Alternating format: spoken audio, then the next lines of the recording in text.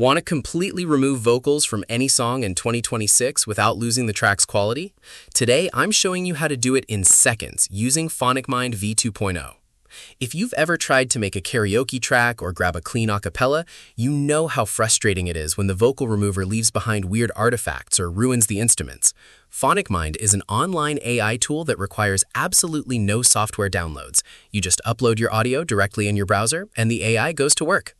What makes the new v2.0 version different is that it doesn't just guess, it actually analyzes the entire structure of the song first.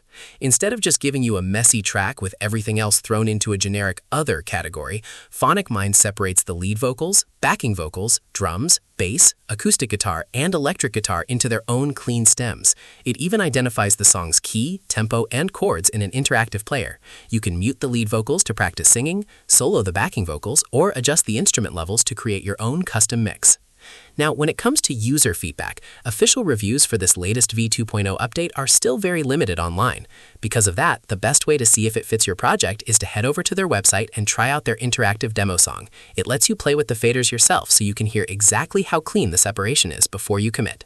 If you want to try it out, head over to phonicmind.com, upload your track, and hear the difference for yourself.